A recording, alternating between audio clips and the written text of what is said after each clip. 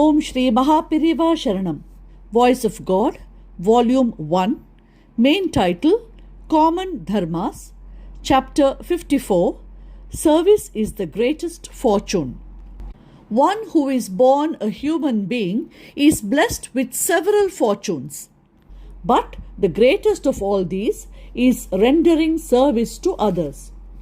All of us serve our families without the awareness that we are rendering service. I say that in addition to this, we should render whatever service we can to other families not related to us, to our place, country, and even other countries of the world. We have a lot of problems, troubles in office, problem for food, domestic worries, etc. It should not be thought how we can engage in social service in the midst of our own troubles. By serving others, some way of forgetting our own worries will come up. There is a saying, if other person's child is given milk, one's own child will grow on its own. In the same way, as a reward for our service to others, God will definitely pull us out of our difficulty. But without thinking of this as a profit and loss matter, we should start doing whatever we can to help others come out of their difficulties. Once a beginning is made, apart from the person benefiting by our service, we will get purity of mind, self-satisfaction and joy, and we will do more and more service. Service has to be rendered not only to our own kind, but also for other beings like cattle.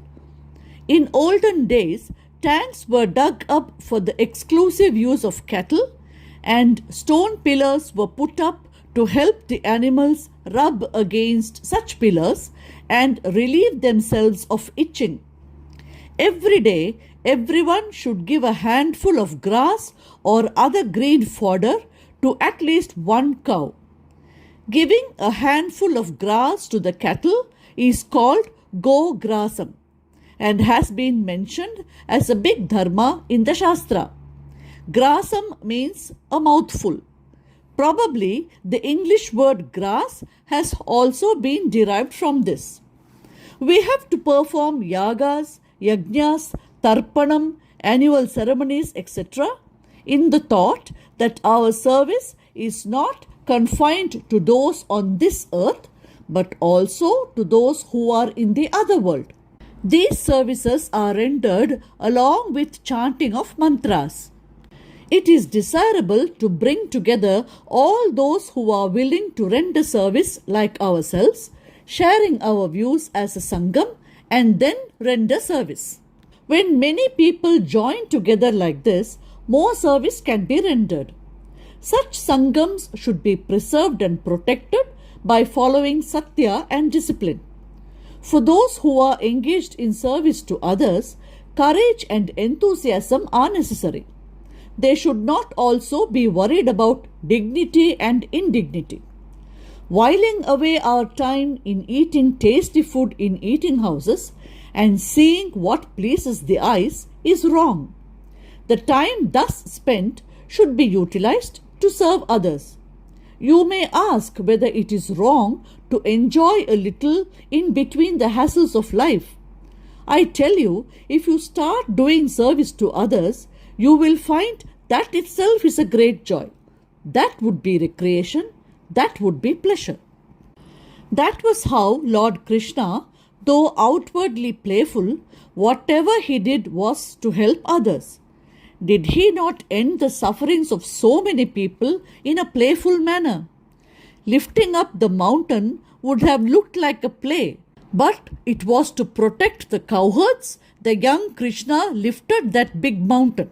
The young child danced over the hood of Kaliya, who was spewing venom. It looked like a play, but actually it was a service to the people by protecting them and making available to them the waters of Yamuna. It was like this that he had indulged in a number of playful acts, but all that was service. We see in the example of Lord Krishna that there was none who had played so much and rendered service as much as he had done. It was not only a service relating to worldly matters. He rendered also Jnana Seva, service in the form of giving knowledge. He preached to Arjuna, Uddhava and others. In him, service, jnana and play were all combined. He did all these without any attachment, quietly and laughingly. That was why all that could have been done effortlessly. Among us too, for those who are engaged in service to others, there should always be peace and laughter along with courage and enthusiasm. Among all the avatars, incarnations of the Lord, it was in Krishna avatar, service was on a very big scale. In Rama avatar, Anjaneya Swami was there exclusively for service. Meditating on these two, we should with pure heart and without any selfish motive and without seeking any publicity, render service.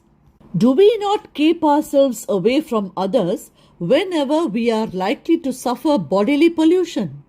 We should feel that every day when no service is rendered to the world is a day of bodily pollution for us and engage in service, each according to his ability.